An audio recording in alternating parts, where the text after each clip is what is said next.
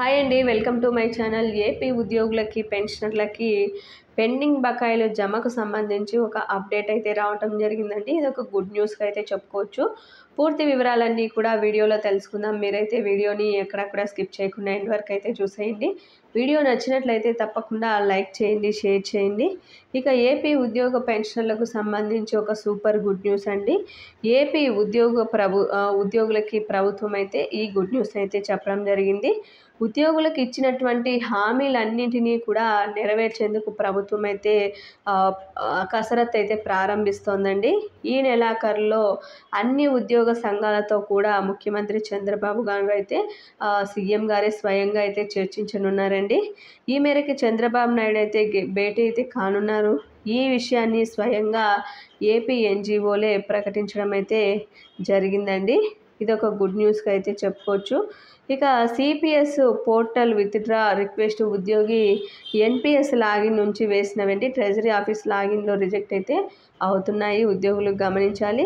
మన ఉప ఖజానా కార్యాలయం పరిధిలో చాలామంది కూడా సిపిఎస్ ఉద్యోగులు పోర్టల్ విత్డ్రా రిక్వెస్ట్లు వారి ఎన్పిఎస్ లాగిన్ నుంచి ఉప ఖజానా కార్యాలయంకి అయితే పంపుతున్నారండి. ఉప ఖజానా కార్యాలయంలో ఆ రిక్వెస్ట్లను అప్రూవ్ చేసేటప్పుడు అవి ఆటోమేటిక్గా అయితే రిజెక్ట్ అవుతున్నాయి. మరియు ఎన్ఎస్డిఎల్ నుండి పోర్టల్ విత్డ్రా రిక్వెస్ట్లు ముఖ్యంగా యాక్సెప్ట్ చేయమని ఎటువంటి ఆదేశాలు కూడా గౌరవ సంచాలకులు ఖజానా మరియు లెక్కల శాఖ ఆంధ్రప్రదేశ్ ప్రభుత్వం వారికి రాలేదండి. కాబట్టి వారి ఆదేశాల ప్రకారం మా వద్ద ఉన్నటువంటి సిపిఎస్ ఉద్యోగులు పోర్టల్ విత్డ్రాల్ రిక్వెస్టులు రిజెక్ట్ చేయబడుతున్నాయండి. సిపిఎస్ ఉద్యోగులు పోర్టల్ విత్డ్రా కోసం వారి లాగిన్ నుంచి కాకుండా స్వయంగా ఉప ఖజానా కార్యాలయంకు స్వయంగా సమర్పించవలసిందిగా అయితే కోరుతున్నారు. ఇక పోర్టల్ విత్డ్రా రిక్వెస్ట్ అప్లికేషన్తో పాటు కావాల్సిన అన్ని డాక్యుమెంట్లు తప్పనిసరిగా అయితే తెచ్చుకోవాలి. ఈ అంశంపై ఖచ్చితంగా ఏమైనా సందేహాలు ఉన్నట్లయితే స్వయంగా మీరు కార్యాలయంకి అయితే సంప్రదించాలండి. ఉప ఖజానా అధికారులు అయితే తెలియజేశారు ఈ విషయాన్ని. ఇంకొక ముఖ్య విషయం ఏంటంటే ఇన్కమ్ ట్యాక్స్ రీఫండ్ పెట్టిన వాళ్ళందరికీ కూడా అమౌంట్స్ అయితే క్రెడిట్ అవుతున్నాయండి. ఒకసారి అయితే చెక్ చేసుకోండి.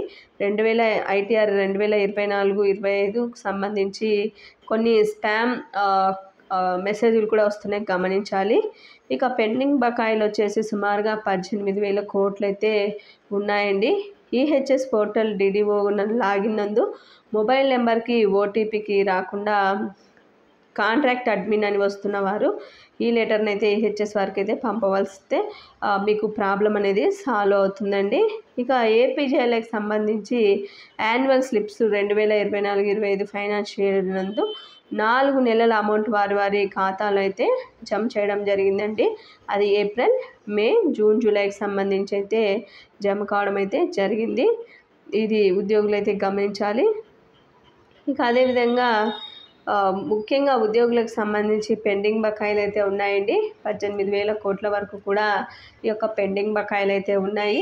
డిఏ కానీ, డిఆర్ కానీ, ఎస్ఎల్స్, ఏపీజేఎల్ఐ, గ్రాట్యుటీ అమౌంట్ ఈ విధంగా చాలా వరకు కూడా పెండింగ్ బకాయిలు అయితే ఉన్నాయి.